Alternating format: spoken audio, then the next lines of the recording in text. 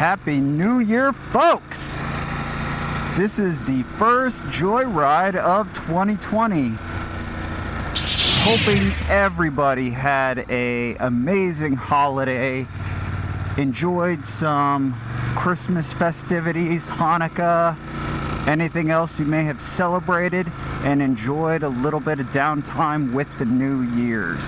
Some libations, some entertainment, everything that you could have possibly wanted, hoping that that's what everybody got a taste of for the New Year's.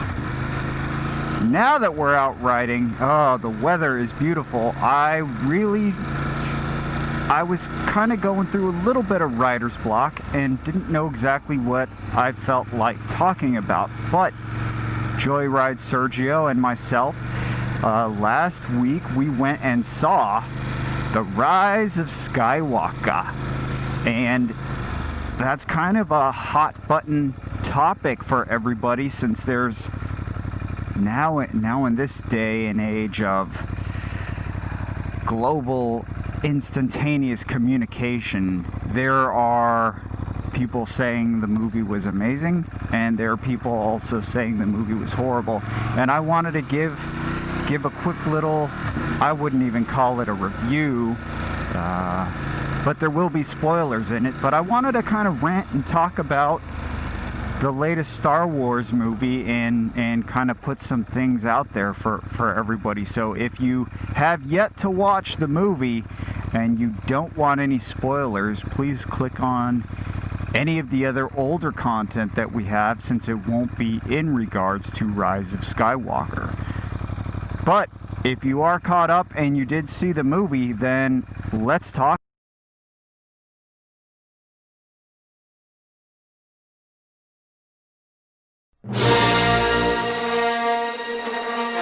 So for those of you who've seen the movie, I think a lot of people who did see it would say that they came away with some good things and some negatives. And I wanted to maybe kind of rant and talk a little bit about what I thought was good and what I thought was a little bit of a poor effort, and something that, well, let's just get right into it. If we're talking about Rise of Skywalker, I gotta start out by saying that, you know, let's talk about the pros, the good things, the things that were really interesting to see. So for me, one of the best things about the movie is the fact that a decent chunk of the movie, J.J. Abrams was basically retconning a lot of the stupid choices that Rian Johnson made. The list goes on, but it almost felt like the first hour of the movie was basically them paying atonement for the tragedy that was the previous movie in the series. That, I think, was freaking awesome, because they didn't really need to do that. But from my perspective, a little bit of Rian Johnson bashing, if you will, was definitely something that I was looking for, since we kind of already had a good feeling of how things are going to conclude. A lot of our main heroes have already expired, and so for me, I was kind of the ilk that felt like Rian Johnson did a disservice. Let's go after him. So the first things first is that they did kind of try and undo some of those stupid notions that were put in the last movie. That's one of the things that I liked. Another thing that I liked was, well, it's not like they had a ton of cameos in the movie, but they brought people back like Wedge Antilles. He's in that final attack on Exegol. I still don't even really know what that is, if it was like a island in space. I don't know. But they brought him back. Unfortunately, he wasn't Red Leader, whatever the hell he was. That's what I don't like. I like the fact that they brought Wedge back, but he's a gunner on the Millennium Falcon. What the hell, you know? Another thing that I thought was really great is that they brought back Red 5 when Luke's ghost lifted, as when he started like gesturing to the water, I knew immediately what was happening. I was like, after all this time, after Master Yoda's training, he's gonna be, he's lifting it the way he tried to do on Dagobah. And when I saw Red 5 pop up, I just thought, oh man, this could be signaling, you know, it's almost iconic in all those movies where the squadron groups up and then they start, you know, throwing out the call signs and getting in attack formation, and you know what's about to happen and you kind of get excited and amped for it. So I saw Red 5 come up and I thought, uh-oh, this is bringing us back to what we like. But what the hell? How come Wedge didn't have whatever his X-Wing was? That's what I was bummed out about. I was wanting Lando and his co-pilot Neen Noom or whatever, that funny guy from Return of the Jedi. I was hoping those two would be swashbuckling it up on Exegol, knocking out all the enemies, and then like almost reminiscent of Han Solo saving Luke, but you kind of wrote off the character until that last moment where boom, he comes on the radio and saves the day. I was really hoping that some of those old pilots were banded together, and when Lando was trying to rebuild up the numbers, that there would be kind of a moment where things are looking all is lost, and then, you know, you hear like, you got room for Red Leader, and then cut to Wedge and you know, the OG X-Wings and that's a portion of that final situation that I was kind of hoping for that I didn't get. So I thought it was cool that they worked in Wedge and they were kind of bringing shout outs back from the old movies. What I didn't like was kind of the execution on that. So that's a little bit of a rant. I think if you're a fan, it's freaking awesome for Wedge to come back in there, but he's gunner on the X-Wing, or gunner on the Millennium Falcon, which is not exactly what I was like expecting him to be. But they did get that guy in there, and I'm going to give them props for that. Another thing that I think some people, and I can't be the only one out there, but I'm a little disappointed in them bringing the Emperor back. It almost undoes all the sacrifices that the heroes made in the previous movies. So, you know, and there's a lot of other people who go in depth on that point. But for me, they should never have gotten rid of Snoke when they did, and kind of stretched that out into the third movie. As well as another thing I want to rant about is how they completely misused the Phasma character. You know, she passed away, and the epic redemption story or coming of age of Finn to finally challenge his kind of like overpowered nemesis, that was kind of like this little blurb in the last movie, and we never got what should have happened in that story arc. At the same token, in the final movie, there's a spy, and it would have really been nice if they had saved the Phasma character for her to also kind of follow in the way of Finn. You know, that's a whole nother thing, probably not even worth it to talk on this channel. So another thing that I liked about this movie is that we finally got a little bit more Chewbacca. I feel that in the first one that JJ did, there was a whole lot of those nostalgic feels, the member berries with Han and Chewie. And I felt like Chewie was a little bit more involved, and it's, for me, being an original fan, it's always nice to see those characters kind of get their moment in the limelight. And to have that whole little arc with the Rey blowing up the spaceship and thinking Chewie's on it, and her, oh my gosh, I have Force lightning that takes Sith years to learn, but I can do it now. That whole ridiculous moment, it was kind of nice for Chewie to kind of get a little bit more emphasis on the story. Oh, another thing I like, they gave him the medal. And it looks just like the medal that Han and Luke got at the end of A New Hope. I'm pretty sure that's, you know, what they were kind of going for. So it's kind of nice my man finally got the medal in kind of like a little ceremony. You know, Maz Kanata was trying to kind of pay homage to him. And it's just something that a lot of the fans have been wanting. So I feel, I almost feel that they finally admitted that, you know, fan service was something that they should have kind of put more emphasis on previously, and they were trying to deliver on that. And I also like that because of the Charlie Foxtrot of Rian Johnson's movie, I'm glad they actually addressed it by trying to retcon some of that stuff. If it was never a problem in the first place, they could have just focused on the story and kind of made things as beautiful as they needed to be, but they didn't. However, their attempt to fix that and address it head on was definitely appreciated. So some of the things that I really didn't like in the movie, they brought Palpatine back, and he was like connected to some kind of Assassin's Creed machine from the ceiling that keeps him alive. I don't even know. A lot of that stuff they don't even really explain. All you need to know is he's back and he's Rey's grandfather. So now a lot of us who want things to make sense and to have value to it, we can check that box.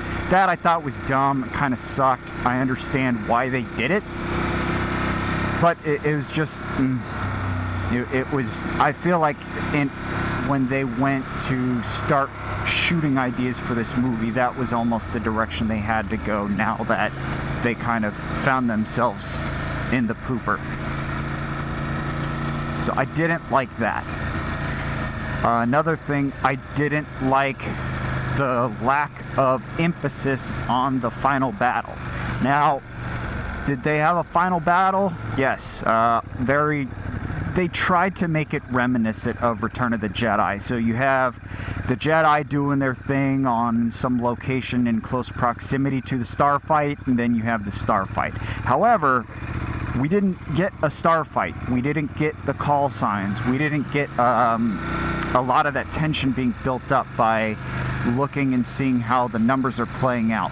What we got was intergalactic horses and Finn throwing grenades, and just that whole thing was depressing to me. I felt like the spaceships were kind of, you know, the whole Star Wars-y aspect of it was mostly kind of an afterthought, and what we wanted to do at that point was kind of like get things over with, and the only way to get things over with was to have Finn and the space cavalry ride up the Star Destroyer and you know, this amazing intergalactic invincible ship with a gun on it that can blow up planets. But if you send a few horses and rebels running up and down the outer hull, they could drop a few grenades and take out some towers, and then it's all game over. So that was I really wish they could have worked in some more. Again, they needed to work in more classic X-Wings and Y-Wings and a lot of that cool pilot-to-pilot talk.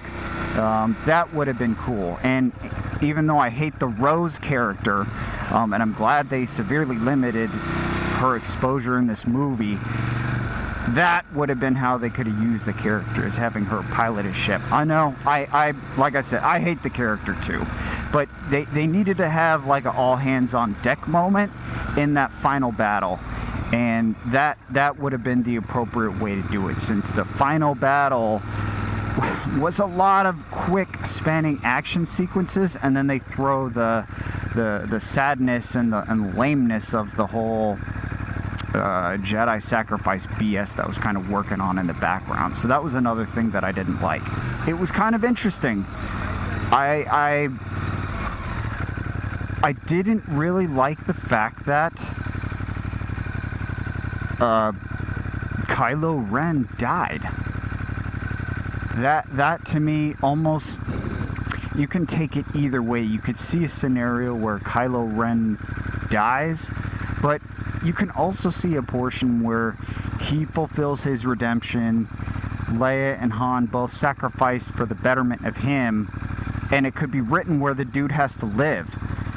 But instead, Rey gets injured, and then out of nowhere he's able to do Force heal, but when he does it, it sacrifices his life force or something. But when Baby Yoda and Rey and everybody else does it, it barely affects them. I don't know. So it's what makes the Force powers is kind of starting to get convoluted, and you know they definitely have a lot of themes going on now, and it's hard to keep track with.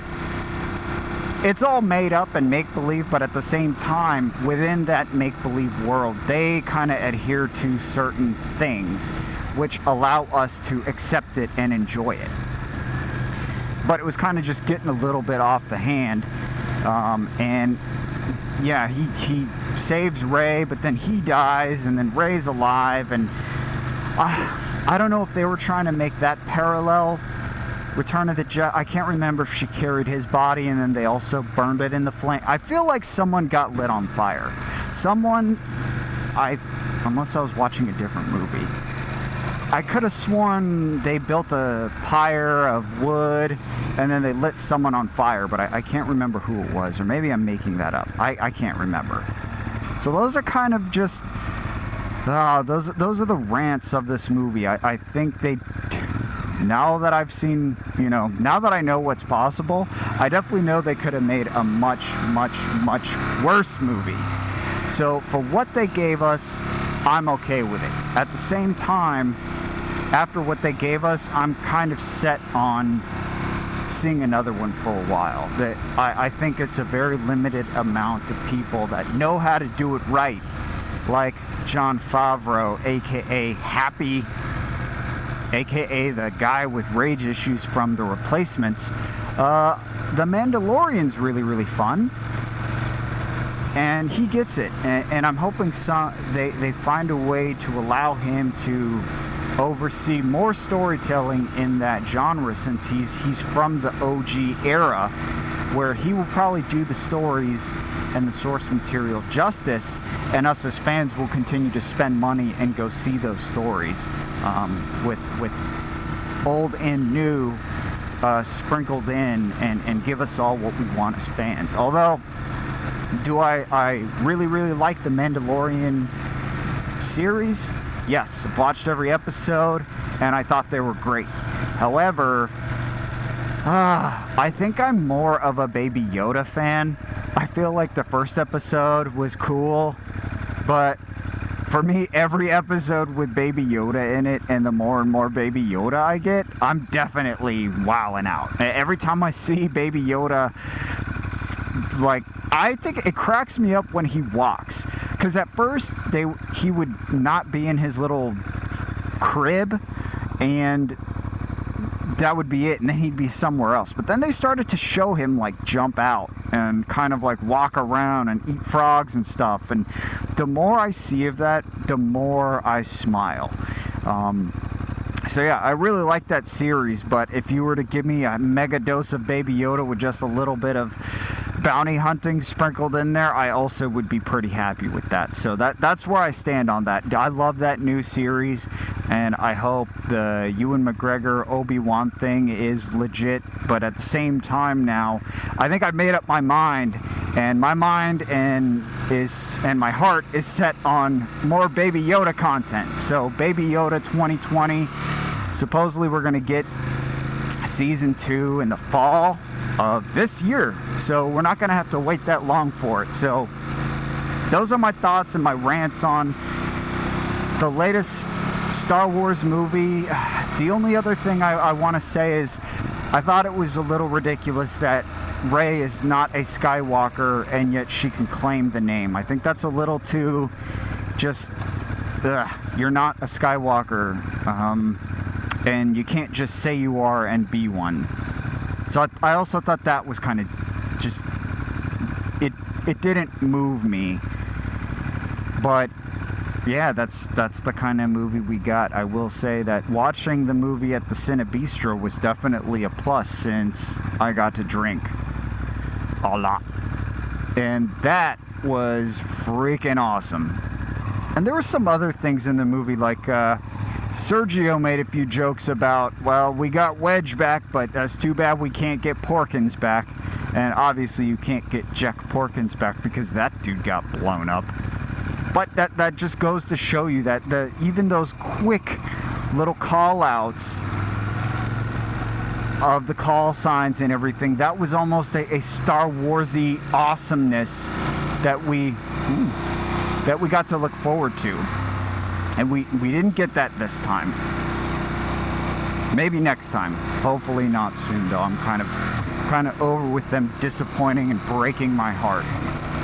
I'm looking at you, Rian Johnson, with making Luke Skywalker drink the milk out of that thing. Like, come on, man. This is Star Wars. You're just, I don't know, you're just trying to make people mad and kind of do some disgusting, ridiculous things just because you can. Anyways, those are my thoughts on the new Star Wars movie. I'm going to say out of 5, I'm going to give it a 3. It wasn't horrible, and they tried to have some redemption in it. So for that matter, it was good. But at the same time, they could have done so many things with the last 2/3 of the movie to really bring it home, and they didn't. So, I just had to get out and talk about it. It's been on my mind, and with the great weather and 2020, I just wanted to get out and ride and just kind of talk and just babble about the new Star Wars. So yeah, it's done. It's all said. Please subscribe. Peace out, guys. We'll see you on the next one.